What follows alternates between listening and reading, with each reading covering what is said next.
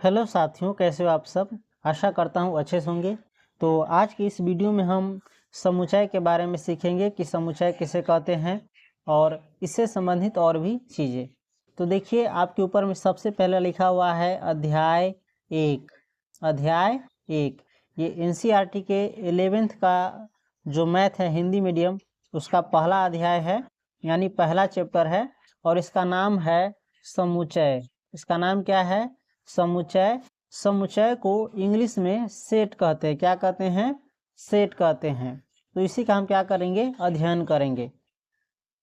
इसमें देखिए, सबसे पहले इसकी भूमिका देखते हैं। भूमिका यानी इंट्रोडक्शन। भूमिका यानी इंट्रोडक्शन, यानी सेट से हम इंट्रोडक्शन यानी थोड़ा परिचय करते हैं। वर्तमान समय में यानी आज के समय में गणित के अध्ययन में यानी गणित की पढ़ाई में समुच्चय की परिकल्पना यानी समुच्चय का कंसेप्ट जो है आधारभूत है। ये बेसिक है गणित के अध्ययन में। क्या है? बेसिक है, आधारभूत है। ये गणित का आधार है। आजकल इस परिकल्पना का प्रयोग प्रायः गणित की सभी शाखाओं में होता है। आजकल इस सेट की परिकल्पना का प्रयोग क्या होता है? गणित की प्रायः जो सभी शाखा है उस सभी शाखाओं में होता है। समुच्चय का प्रयोग संबंध एवं फलन को परिभाषित करने के लिए किया जाता है। समुच्चय का प्रयोग किसका? संबंध एवं फलन को यानी रिलेशन एवं फंक्शन को परिभाषित करने के लिए किया जाता है। ज्यामितीय अनुक्रम, प्रायिकता आदि के अध्ययन में यानी ज्यामिति के अध्ययन में यानी ज्यामिति के पढ़ाई में, अनुक्रम की पढ़ाई में और प्रायिकता की पढ़ाई है, इस सब के अध्ययन के लिए समुच्चय की ज्ञान की आवश्यकता पड़ती है। समुच्चय सिद्धांत का विकास जर्मन गणितज्ञ समुच्चय सिद्धांत का विकास जर्मन गणितज्ञ जॉर्ज कैंटर द्वारा किया गया था। जॉर्ज कैंटर द्वारा किया गया था। इसका जन्म हुआ था देखिए 1845 में और निधन हुआ 1918 में। त्रिकोणमितीय श्रेणी के प्रश्नों को सरल करते समय उनका समुच्चय से पहली बार परिचय हुआ था। इनका जो है समुच्चय से पहली बार परिचय कब हुआ था? त्रिकोणमितीय श्रेणी यानी ट्रिगोनोमेट्रिक श्रेणी के प्रश्नों को बनाते समय। इस अध्याय में यानी इस चैप्टर में हम समुच्चय से संबंधित कुछ मूलभूत परिभाषाओं और संक्रियाओं पर चर्चा करेंगे। इस अध्याय में हम क्या करेंगे? समुच्चय से संबंधित यानी समुच्चय से रिलेटेड कुछ मूलभूत परिभाषा जो है उसकी, और इस पर जो संक्रिया है यानी जोड़ घटाव गुना भाग, इसका हम क्या करेंगे? चर्चा करेंगे। इसमें आ जाइए, अब देखते हैं समुच्चय और उनका निरूपण। समुच्चय और उनका निरूपण यानी set and their representations. Set and their representation यानी सेट और उसको दिखाते कैसे हैं वो। दैनिक जीवन में यानी डेली के जीवन में, प्रत्येक दिन के जीवन में हम बहुधा वस्तुओं के संग्रह की चर्चा करते हैं। किसकी चर्चा करते हैं? वस्तुओं के संग्रह की यानी वस्तुओं के समूह की चर्चा करते हैं। वस्तुओं के संग्रह यानी वस्तुओं के कलेक्शन, वस्तुओं के समूह, वस्तुओं के ग्रुप की चर्चा करते हैं। जैसे ताश की गड्डी या व्यक्तियों की भीड़, ये सभी क्या है? संग्रह है। ताश की गड्डी क्या है? ताश के पत्तों का संग्रह है। ताश की गड्डी क्या है? ताश के पत्तों का संग्रह है। जैसे ताश की गड्डी, व्यक्तियों की भीड़, व्यक्ति की भीड़ क्या है? व्यक्तियों का समूह है, व्यक्तियों का संग्रह है। क्रिकेट टीम क्या है? क्रिकेट के जो खिलाड़ी है उसका टीम है, उसका संग्रह है, उसका ये क्या है? कलेक्शन है आदि। और इस प्रकार की बहुत सारी चीजें। गणित में भी हम विभिन्न संग्रहों और गणित में भी हम विभिन्न यानी अलग अलग संग्रहों की चर्चा करते हैं। जैसे प्राकृत संख्याओं का संग्रह। प्राकृत संख्याओं का संग्रह में क्या क्या आ जाता है? 1 2 3 4 5 6 7 8 इत्यादि। ये हम सब पढ़े हैं 9th और 10th क्लास में। उसके बाद बिंदुओं का संग्रह, अभाज्य संख्याओं का संग्रह। जैसे 2 3 5 7 11 13 17 19, ये सभी क्या है? अभाज्य संख्याओं का संग्रह है। विशेषतः हम निम्नलिखित संग्रह पर विचार करेंगे। विशेष रूप से हम नीचे जो दिया गया है उस संग्रह पर यानी उस समूह पर विचार करेंगे। देखिए, जैसे 10 से कम विषम प्राकृत संख्या है, 10 से कम, और कैसी प्राकृत संख्या है? विषम प्राकृत संख्या है जो 10 से कम हो। तो इस संग्रह में, इस कलेक्शन में, इस समूह में कौन कौन सी संख्या आएगा? 1, 3, 5, 7, 9, ये सभी देखिए क्या है? प्राकृत संख्या है। और कौन प्राकृत संख्या है? विषम प्राकृत संख्या है जो 2 से नहीं कटने वाला है। और ये सभी क्या है? 10 से कम है। तो 10 से कम विषम प्राकृत संख्याएं कौन कौन होगा? 1, 3, 5, 7, 9, ये सभी क्या है? एक समूह में आ गया। उसके बाद भारत की नदियां, भारत की नदियां में क्या आएगा? भारत की जो नदी होगी, गंगा, यमुना, सरस्वती, गोदावरी, कावेरी, कृष्णा, ये सब जो है भारत की नदियों का क्या है? संग्रह हुआ। उसके बाद अंग्रेजी वर्णमाला के स्वर, अंग्रेजी वर्णमाला के स्वर, अंग्रेजी वर्णमाला यानी इंग्लिश अल्फ़ाबेट के भवेल, स्वर यानी भवेल। और इंग्लिश में भवेल कौन कौन होता है? ए, ई, आई, ओ, यू, इसके अलावा कुछ नहीं ना होता है, यही ना होता है। उसके बाद विभिन्न प्रकार के त्रिभुज, विभिन्न प्रकार के त्रिभुज, विभिन्न प्रकार के त्रिभुज में क्या आ जाएगा? समबाहु त्रिभुज, समद्विबाहु त्रिभुज, विषम बाहु त्रिभुज, उसके बाद समकोण त्रिभुज, न्यून कोण त्रिभुज, अधिक कोण त्रिभुज, ये सब क्या है? अलग अलग प्रकार के यानी विभिन्न प्रकार के त्रिभुज है। उसके बाद देखिए, उसके बाद है संख्या 210 का अभाज्य गुणनखंड, संख्या 210 का अभाज्य गुणनखंड। तो 210 का अभाज्य गुणनखंड कौन कौन होगा? 2, 3, 5, 7, ये सभी क्या है? 210 का अभाज्य गुणनखंड है। अभाज्य गुणनखंडन आप किए होइएगा इससे पहले वाले क्लास में। जैसे 210 का अभाज्य गुणनखंड निकालेंगे तो पहले 2 से लगेगा तो होगा 105, फिर 3 से लगेगा तो हो जाता है 3 तिहाई 9, 1 3 पर 5, 15, 3 5 15, फिर लगेगा 5 से तो 5 7 35, सब नहीं लगेगा। तो ये देख सकते हैं 2 गुने 3 गुने 5 गुने 7, ये क्या है? अब यानी 2, 3, 5 और 7 क्या है? अभाज्य संख्याओं का संग्रह है। किसके? 210 के अभाज्य गुणनखंडों का संग्रह है। उसके बाद देखिए समीकरण x² माइनस 5x प्लस 6 के मूल, अर्थात इसके शून्य, और इसके शून्य कौन कौन होंगे? 2 और 3। तो मूल यानी शून्य का आप निकाले होइएगा क्लास 10th में। जैसे x² माइनस 5x प्लस 6 बराबर क्या लिखेंगे हम? 0, शून्य का निकालना रहता है। तब पिछला पद को तोड़ते थे हम लोग, x² माइनस पिछला पद को तोड़ करके हम लिख सकते हैं x² minus 2x minus 3x plus 6 बराबर 0। इसमें से कॉमन लेंगे x तो हो जाएगा x माइनस 2, इसमें से कॉमन लेंगे हम 3 तो इसमें हो जाएगा x माइनस 2 बराबर 0, यानी x माइनस 3 बराबर 0 और एक होगा x माइनस 2 बराबर 0। इसीलिए x बराबर आपका निकल जाएगा, वो 3 उधर जाएगा तो सीधे 3, और x बराबर सीधे माइनस उधर जाएगा तो सीधे 2, यानी 3 और 2 इसका क्या होगा? इस समीकरण का शून्यक होगा यानी मूल होगा। तो यहाँ पर आप इन सभी में क्या देखते हैं? देखिए यहाँ पर हम देखते हैं, चलिए इसको पहले हम हटा देते हैं स्क्रीन पर से।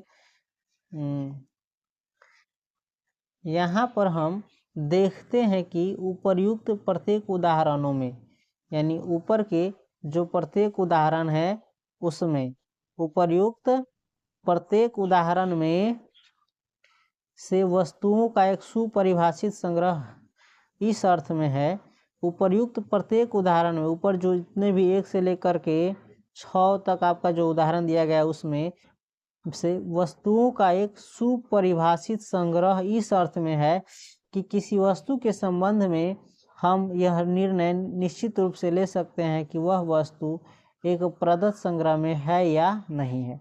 ऊपर जो आपको परिभाषा दिया गया है उसमें क्या दिया गया है? इस प्रकार से इसका परिभाषा दिया गया है जिसके आधार पर हम कह सकते हैं कि कोई वस्तु या कोई चीज़ उसमें है या नहीं है। जैसे 10 से कम विषम प्राकृत संख्या में हम निश्चित रूप से कह सकते हैं कि 11 नहीं है, क्योंकि ये 10 से ज़्यादा हो जाता है।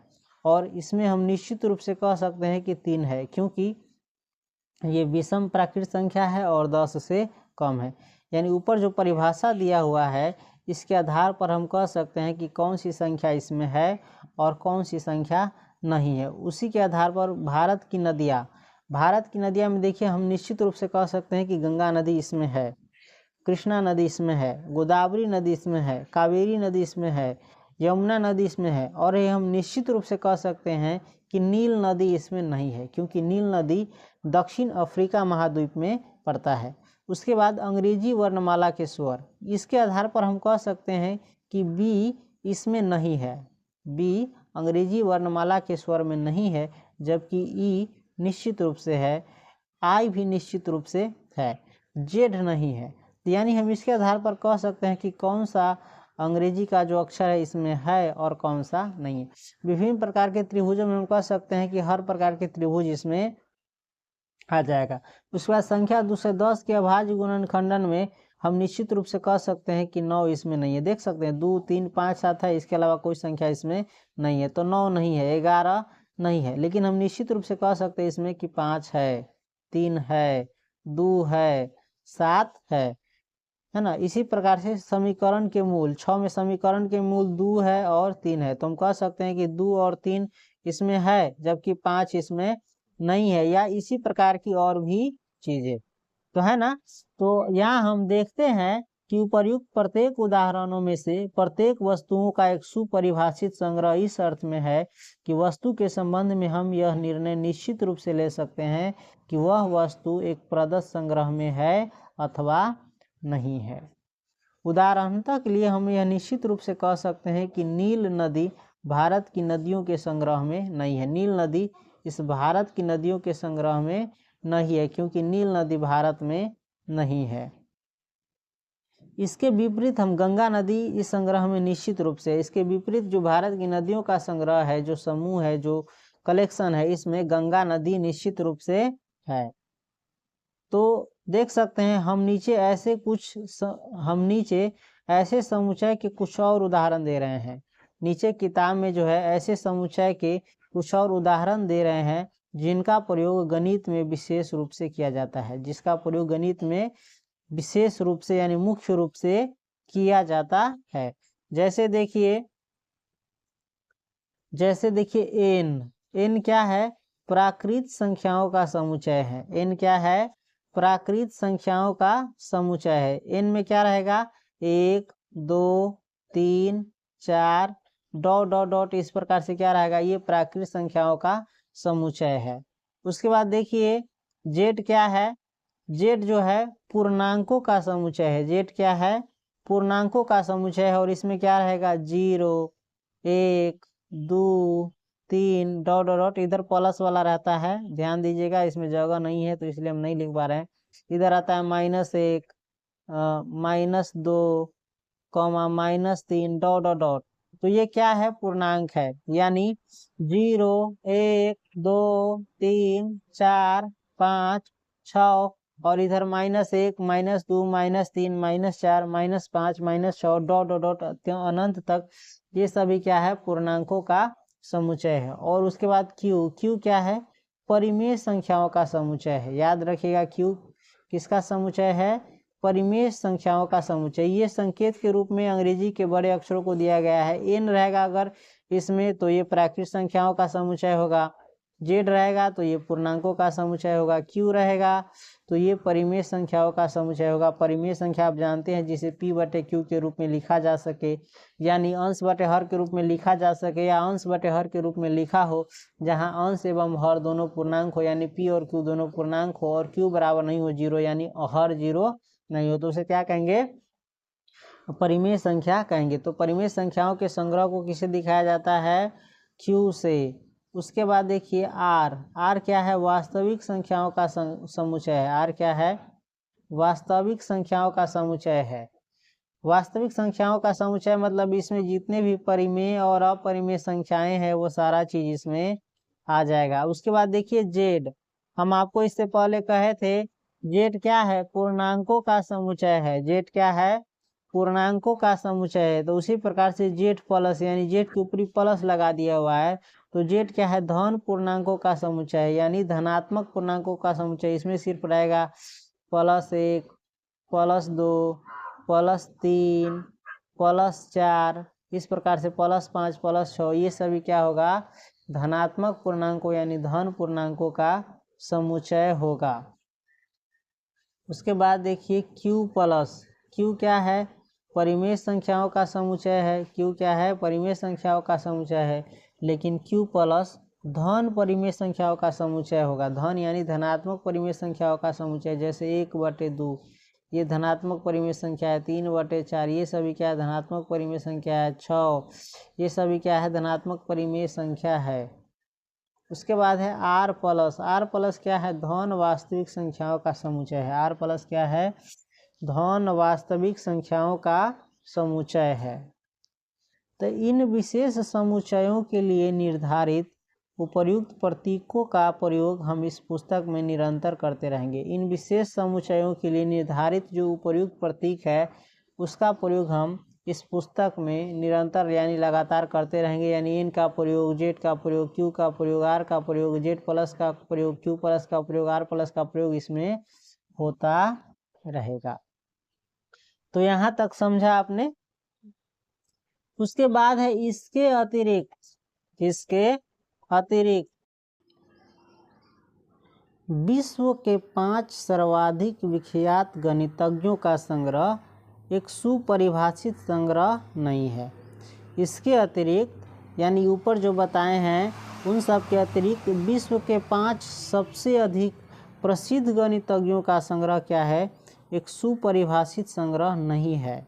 क्योंकि सर्वाधिक विख्यात गणितज्ञों के निर्णय का मापदंड एक व्यक्ति से दूसरे व्यक्ति के लिए भिन्न भिन्न हो सकता है, अतः यह एक सुपरिभाषित संग्रह नहीं है।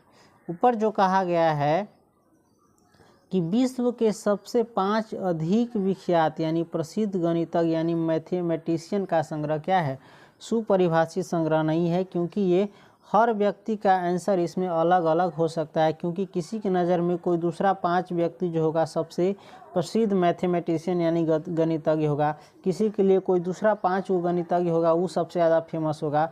तो सब व्यक्ति के लिए क्या होगा, ये अलग अलग हो सकता है। किसी की नज़र में कोई दूसरा सबसे प्रसिद्ध होगा, किसी की नज़र में कोई तीसरा सबसे प्रसिद्ध होगा। तो इसलिए ये वस्तुओं का क्या है, ये सुपरिभाषित संग्रह नहीं है। ये विश्व के 5 सर्वाधिक विख्यात जो गणितज्ञ का संग्रह है ये सुपरिभाषित संग्रह नहीं है। इसके आधार पर हम निश्चित रूप से नहीं कह सकते कि कौन सा मैथमेटिशियन यानी गणितज्ञ इस संग्रह में 5 आएगा, कौन सा नहीं आएगा। इसलिए ये क्या है, सुपरिभाषित संग्रह नहीं है। अतः अब हमको समुच्चय की परिभाषा मिल जाती है। अतः वस्तुओं के सुपरिभाषित संग्रह को हम एक समुच्चय कहते हैं। वस्तुओं के सुपरिभाषित संग्रह को यानी जिसके आधार पर, जिस परिभाषा के आधार पर हम निश्चित रूप से कह सकते हैं कि कोई संख्या या कोई चीज़ उसमें है कि नहीं है, वैसे संग्रह को हम क्या कहते हैं, समुच्चय कहते हैं। यहाँ पर हमें निम्नलिखित बिंदुओं पर ध्यान देना है। इस पर हम बाद में ध्यान देंगे। पहले वस्तुओं के सुपरिभाषित संग्रह को हम एक बार संक्षेप में समझ लेते हैं। जैसे देखिए n क्या है, प्राकृत संख्याओं का समुच्चय है। इसमें हम निश्चित रूप से कह सकते हैं कि 1 होगा, 2 होगा, 3 होगा, 4 होगा, 5 होगा, 6 होगा इत्यादि होगा। तो ये क्या है, प्राकृत संख्याओं का संग्रह है। और इसमें हम निश्चित रूप से कह सकते हैं कि -4 नहीं होगा। तो ये क्या है, वस्तुओं का या संख्याओं का सुपरिभाषित संग्रह हुआ, इसलिए ये क्या हुआ, समुच्चय हुआ। तो चलिए अब हम आगे बढ़ते हैं। तो जिस बिंदु पर ध्यान देना है वो बिंदु क्या है आपके लिए, देखिए समुच्चय के लिए, किसके लिए, समुच्चय के लिए यानी सेट के लिए वस्तुएं, अवयव या सदस्य तथा सदस्य पर्यायवाची पद हैं। यानी समुच्चय के लिए वस्तु कहे तो भी, अवयव कहे तो भी या सदस्य कहे तो भी, इस तीनों का एक ही मतलब है। समझ गए। तो चाहे हम वस्तु कहे, चाहे अवयव कहे, चाहे सदस्य कहे, तीनों का एक ही अर्थ है। दूसरा है, समुच्चय को प्रायः अंग्रेजी वर्णमाला के बड़े अक्षरों से निरूपित करते हैं। समुच्चय को प्रायः यानी सेट को प्रायः जो है अक्सर जो है अंग्रेजी वर्णमाला के यानी इंग्लिश अल्फ़ाबेट के बड़े अक्षरों से निरूपित करते हैं, जैसे बड़का ए, बड़का बी, बड़का सी, एक्स, वाई, जेड इत्यादि। समुच्चय को अंग्रेजी के किस अक्षर से निरूपित करते हैं? बड़का अक्षर से यानी कैपिटल लेटर से उसको दिखाते हैं। तीसरा है समुच्चय के अवयवों को, और समुच्चय के अवयवों को और यानी उस समुच्चय में, उस समूह में, उस संग्रह में जो चीज़ रहता है उसको जो है अंग्रेजी वर्णमाला की यानी इंग्लिश अल्फ़ाबेट के छोटे अक्षरों द्वारा प्रदर्शित करते हैं, यानी ये स्मॉल लेटर द्वारा दिखाते हैं, जैसे छोटका ए, छोटका बी, सी, एक्स, वाई, जेड इत्यादि। तो यहाँ तक आप समझ गए। समुच्चय के लिए हम चाहे वस्तु कहें, चाहे अवयव कहें, चाहे सदस्य कहें, तीनों का क्या होगा? एक ही अर्थ होगा, तीनों को एक ही चीज़ माना जाएगा। और समुच्चय को अंग्रेजी वर्णमाला के किस अक्षर से दिखाते हैं? बड़का अक्षर से। और समुच्चय के जो अवयव होते हैं, उस समुच्चय में जो जो चीज़ रहता है, जो वस्तु रहता है या अवयव रहता है या सदस्य रहता है, उसको अंग्रेजी वर्णमाला के छोटे अक्षरों से दिखाते हैं। यदि ए समुच्चय ए का एक अवयव है, यदि ए जो है समुच्चय ए यानी सेट ए का एक अवयव है या एक वस्तु है या एक सदस्य है, यानी ए जो है समुच्चय का एक अवयव है, तो हम कहते हैं कि ए समुच्चय ए में है। तो हम क्या कहते हैं कि ये जो ए है, ए कुछ भी हो सकता है, कोई संख्या हो सकता है, कोई भी चीज़ हो सकता है। तो ए यदि ए में रहेगा, ए यानी ए जो है कोई भी चीज़ यदि सेट ए में यानी समुच्चय ए में रहेगा, तो हम कहते हैं कि ए जो है समुच्चय ए का यानी सेट ए का क्या है? एक अवयव है या वस्तु है या सदस्य है। वाक्यांश, वाक्यांश यानी ये जो लाइन है देखिए, अवयव है या सदस्य है या में है, इसको दिखाने के लिए, इसको सूचित करने के लिए, जैसे ए समुच्चय ए का अवयव है या ए समुच्चय ए का एक सदस्य है या ए समुच्चय ए में है, इसको सूचित करने के लिए यूनानी प्रतीक एप्सिलॉन, ये जो आप देख रहे हैं ये एप्सिलॉन है, यूनानी प्रतीक यानी ग्रीक साइन एप्सिलॉन का प्रयोग किया जाता है। अतः हम ए एप्सिलॉन ए लिखते हैं, ए एप्सिलॉन ए लिखते हैं। ये दिखाता है कि ए जो है इस समुच्चय ए में, सेट ए में है, ए जो है इस ए के समूह में है। और यदि ए जो है यानी कोई भी चीज़ जो है इस ए में, ए के ग्रुप में यानी ए के समुच्चय में, ए के संग्रह में नहीं रहेगा, तो हम इसको दिखाएंगे ए एप्सिलॉन नॉट, यानी एप्सिलॉन लिख के इसको हम क्या कर देंगे? काट देंगे। ये दिखाता है कि ये जो ए है इस ए में नहीं है, यानी कोई चीज़ जो है इस समुच्चय में नहीं है। तो रहेगा तो दिखाएंगे एप्सिलॉन, नहीं रहेगा तो इसको हम क्या करेंगे? काट देंगे। समझ गए?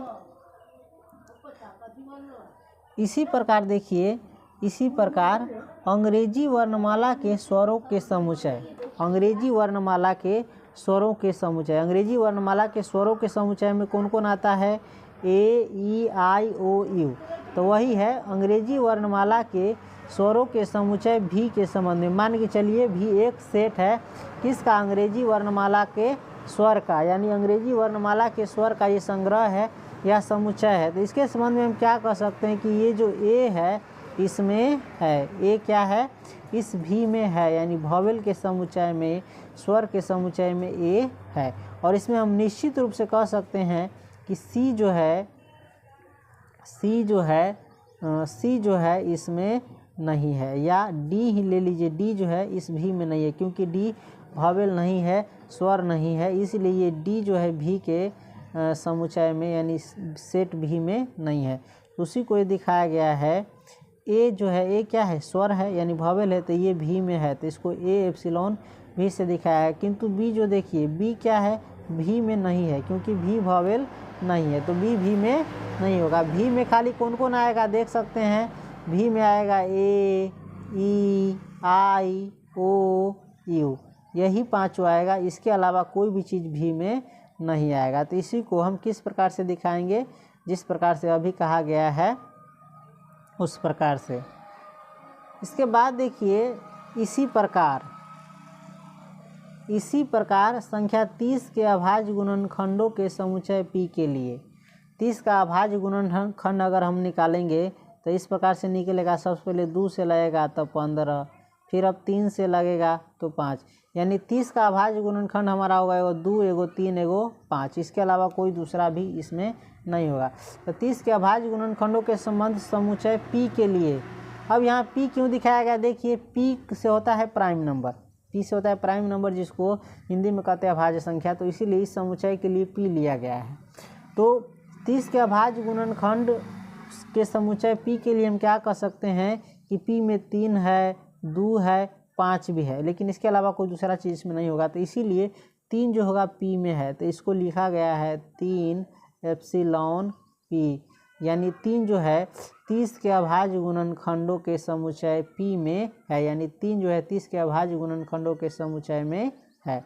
किंतु देखिए 15 नहीं है, तो इसलिए लिख दिया गया है 15, एप्सिलॉन को लिख करके काट दिया गया है और p लिख दिया गया, यानी 15 जो है p में नहीं है। क्योंकि देख सकते हैं 30 का अभाज्य गुणनखंड कौन कौन आया है, वो 2 आया है, वो 3 आया है, वो 5 आया है, इसके अलावा कोई दूसरा नहीं है।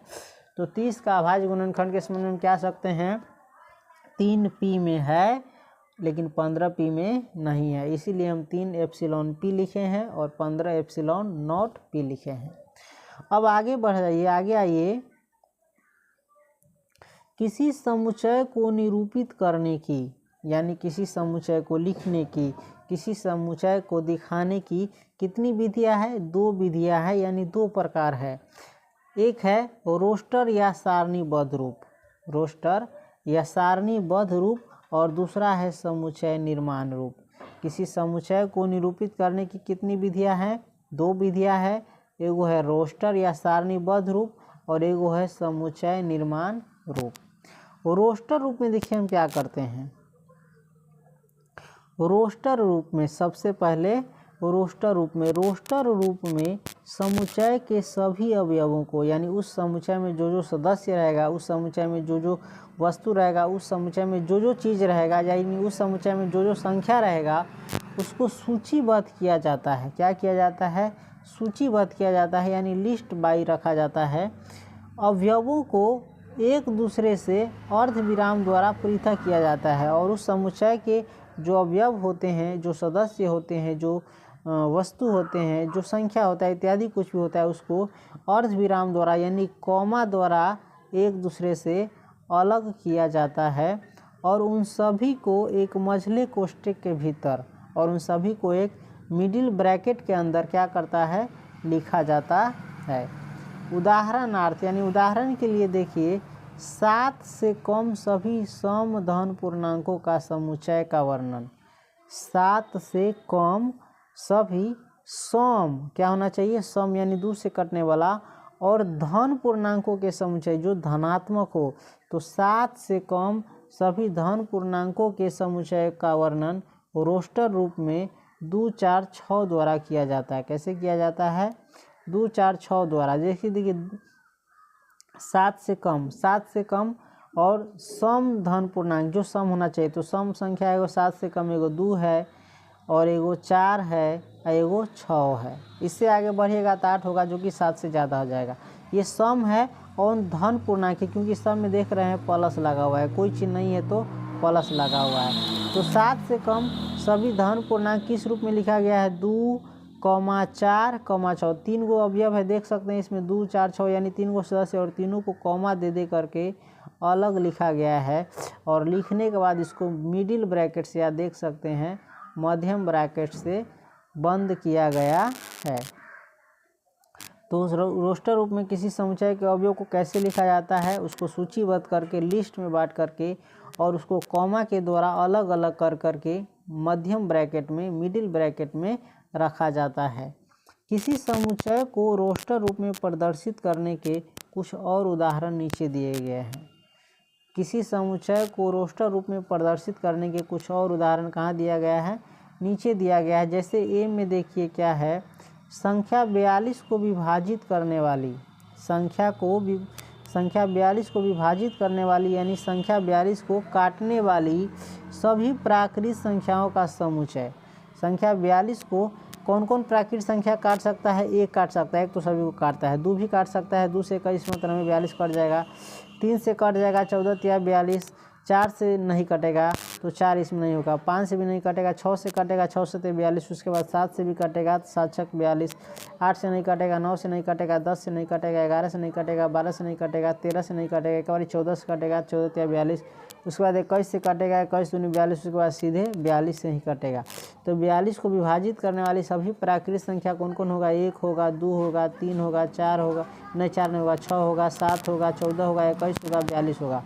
अब इस सबको देख सकते हैं कॉमा देकर के अलग अलग लिखा गया और सबको मिडिल ब्रैकेट के अंदर बंद किया गया है। तो रोस्टर रूप में किसी समुच्चय के अवयव को कैसे लिखा जाता है उसका आप हल्का सा हिंट देख लिए। उसके बाद देखिए बी में आ जाइए, अंग्रेजी वर्णमाला के सभी स्वरों का समुच्चय। तो अंग्रेजी वर्णमाला के सभी स्वर कौन कौन होते हैं? ए, ई, आई, ओ, यू, 5 गो स्वर होता है। और तो इस 5 स्वरों को हम रोस्टर रूप में कैसे लिखेंगे? देखिए ए के बाद कॉमा देंगे, कॉमा के बाद फिर ई देंगे, फिर कॉमा देंगे, उसके बाद आई देंगे, फिर कॉमा देंगे, फिर ओ देंगे, फिर कॉमा देंगे, फिर यू देंगे। यानी इसके 5 सदस्यों को हम अलग अलग कॉमा में क्या करेंगे? लिखेंगे। और लिखने के बाद इसको मध्यम ब्रैकेट में देख सकते हैं या मध्यम ब्रैकेट में बंद कर देंगे। तो इस प्रकार से क्या होता है? रोस्टर रूप में किसी समुच्चय के अवयव को समुच्चय को निरूपित किया जाता है, लिखा जाता है। उसके बाद आगे बढ़िए, विषम प्राकृत संख्याओं का समुच्चय। विषम प्राकृत संख्याओं का समुच्चय यानी ऐसा प्राकृत संख्या जो विषम हो। तो वो कौन कौन होगा? 1, 3, 5 डॉट डॉट डॉट, इसके बाद 7, 9, 11, 13, ये सब क्या है? विषम प्राकृत संख्या है। तो इस प्रकार से इसको अलग अलग लिख करके क्या किया गया है? कोष्ठक में बंद कर दिया गया है, मझले कोष्ठक यानी मिडिल ब्रैकेट में। अंत के 3 बिंदु देख सकते हैं, यहाँ पर अंत के 3 बिंदु है। 5 के बाद कॉमा देकर के 3 गो बिंदु दिखाया गया है, डॉट डॉट डॉट। ये क्या है? जिसकी संख्या 3 है यह बतलाते हैं कि विषम संख्याओं की सूची अंतहीन है। विषम संख्याओं की सूची कितनी है? अंतहीन, यानी इसका कोई अंत नहीं है। जिंदगी भर गिनते रह जाइएगा तो भी कोई अंत नहीं, इसलिए इसमें 1, 3, 5 ये सदस्य लिख दिया गया है। उसके बाद डॉट डॉट डॉट लगा दिया गया है। अब करा है नोट कीजिए, यानी ध्यान दीजिए कि रोस्टर रूप में अवयवों को सूचीबद्ध करने के क्रम में, रोस्टर रूप में अवयवों को जब आप लिखते हैं, सूचीबद्ध करते हैं, तो उनके क्रम का महत्व नहीं होता है। यानी किसी को भी आगे पीछे आप लिख सकते हैं। जैसे 1, 2, 3, 4, 6, 7, 14, 21, 42 में आप 42 को पहले लिख सकते थे, चाहे 21 को पहले लिख सकते थे, या 6 को पहले लिख सकते थे, या 1 को बाद में लिख सकते थे। यानी इसको उल्टा पुल्टा लिखने से कोई मतलब नहीं है। अवयवों के क्रम का कोई महत्व नहीं होता है। इस प्रकार उपयुक्त समुच्चय को, यानी ऊपर के जो समुच्चय है, इसको आप इस प्रकार भी लिख सकते थे, प्रदर्शित कर सकते थे कि 1, 3, 7, 21, 2, 6, 14, 42, है ना।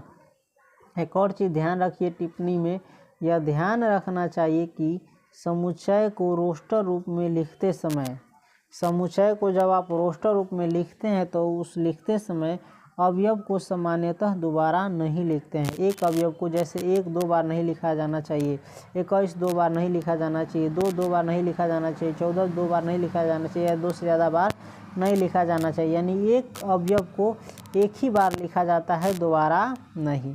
अर्थात प्रत्येक अवयव दूसरे से भिन्न होते हैं, यानी प्रत्येक अवयव जो होता है सेट का, समुच्चय का, वो एक दूसरे अलग अलग होता है। एक प्रकार का कोई भी 2 गो अवयव उसमें नहीं होता है। उदाहरण के लिए शब्द स्कूल, स्कूल में SCHOOL रहता है, इसमें देख सकते हैं।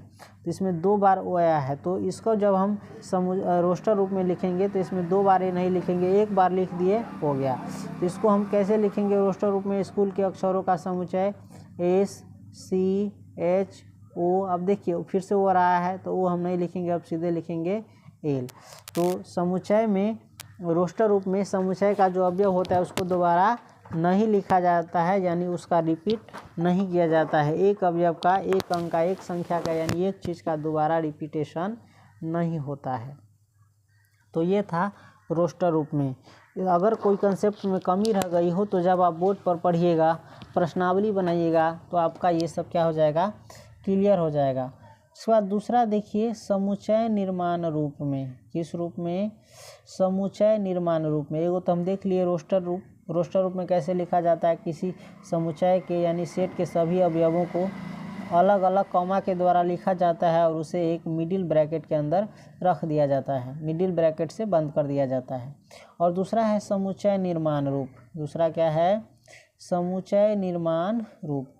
किसी समुच्चय के सभी अवयवों में, किसी समुच्चय के सभी अवयवों में एक सर्वनिष्ठ गुण धर्म होता है। किसी समुच्चय के यानी सेट के सभी जो अवयव होते हैं उन सब में एक प्रकार का खास गुण होता है, सभी में एक प्रकार का खास कैरेक्टर होता है, गुण होता है, जो समुच्चय से बाहर के किसी अवयव में नहीं होता है, जो उस सेट से बाहर के, समुच्चय से बाहर के, संग्रह से बाहर के किसी अवयव में वो गुण नहीं होगा।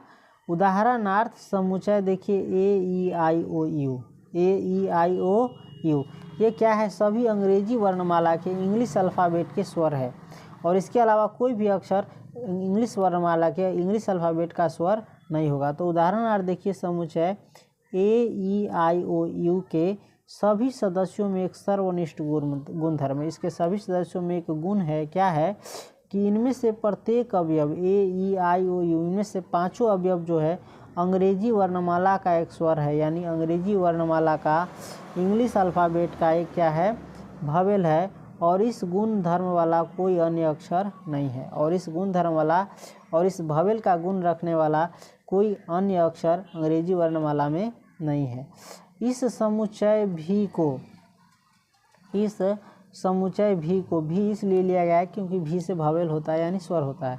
तो इसके लिए AEIOU के लिए कौन सा प्रतीक लिया गया है, ABCD का भी लिया गया है क्योंकि भी से भवेल होता है इसलिए। तो AEIO के लिए इस समुच्चय को भी से निरूपित करते हुए हम लिखते हैं कि इसको हम इस प्रकार से लिख सकते हैं समुच्चय निर्माण में कि V बराबर x, जहाँ कोलन को जहाँ कहते हैं V बराबर x, जहाँ x क्या है, अंग्रेजी वर्णमाला का एक स्वर है, अंग्रेजी वर्णमाला का एक स्वर है।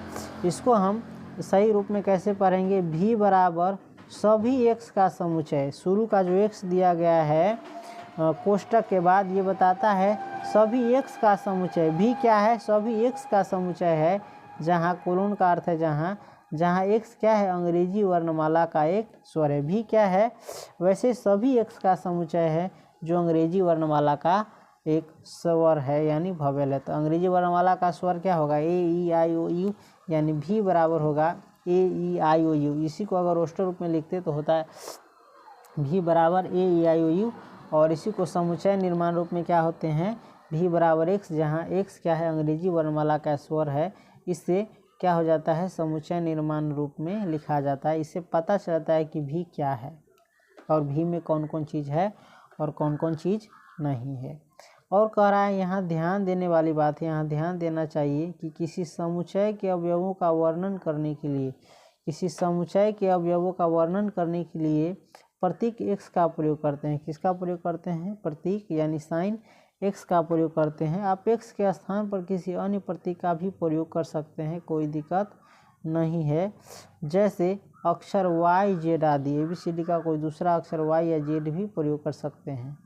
जिसके उपरांत कोलन का चिन्ह लिखते हैं, जिसके बाद क्या लिखते हैं, यहाँ ध्यान देना चाहिए, किसी अवयवों का वर्णन करने के लिए हम प्रतीक x का प्रयोग करते हैं और उसके बाद यानी x के बाद कोलन का चिन्ह, किसका चिन्ह, कोलन का चिन्ह लिखते हैं। कोलन यानी दो गो बुनका जो होता है, इसे इसका चिन्ह लिखते हैं। कोलन के चिन्ह के बाद, ये जो कोलन का चिन्ह है, इसके बाद जो है समुच्चय के अवयवों के, समुच्चय के जो अवयव होते हैं, जो सदस्य होते हैं, जो वस्तु होते हैं, उसके गुण धर्म को लिखते हैं यानी उसके कैरेक्टर को लिखते हैं। और फिर संपूर्ण कथन को मझले कोष्ठक, और फिर सारे कथन को एक मझले कोष्ठक के भीतर लिखते हैं।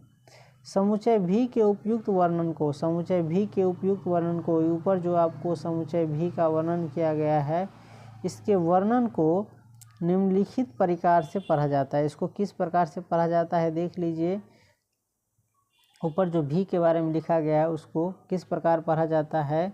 भी बराबर, भी जो सेट है क्या है, सेट भी बराबर क्या है, एक से सभी x का समुच्चय, सेट भी बराबर क्या है, सभी एक्स का समुच्चय जहाँ कोलन को जहाँ पढ़ेंगे हम, भी बराबर सभी एक्स का समुच्चय जहाँ एक्स अंग्रेजी वर्णमाला का एक स्वर है। भी बराबर सभी एक्स का समुच्चय जहाँ एक्स अंग्रेजी वर्णमाला का एक स्वर है। इस प्रदत्त कोष्ठक का इस वर्णन में, इस सेट बिल्डर फॉर्म यानी समुच्चय निर्माण रूप में कोष्ठक का प्रयोग, किसका प्रयोग, ये जो कोष्ठक का प्रयोग होता है वह सभी एक्स का समुच्चय के लिए होता है। कोष्ठक के बाद एक्स लगा रहता है, ये बताता है सभी एक्स का समुच्चय, सभी एक्स का समुच्चय जहाँ, और कोलन का प्रयोग जहाँ के लिए किया जाता है। तो कोष्ठ बताता है सभी एक्स का समुच्चय, यानी जितना भी एक्स होगा उस प्रकार का जो इस परिभाषा में आएगा वो सारा अवयव होगा। सभी एक्स का समुच्चय जहाँ जहाँ एक्स के लिए किया जाता है, कोलन का प्रयोग एक्स के लिए किया जाता है, तो सभी एक्स का समुच्चय जहाँ एक्स क्या है, कोलन का प्रयोग जहाँ एक्स के लिए किया जाता है, सभी एक्स का समुच्चय जहाँ, और उसके बाद उसका जो गुण होगा वो हम लिख देंगे। जैसे देखिए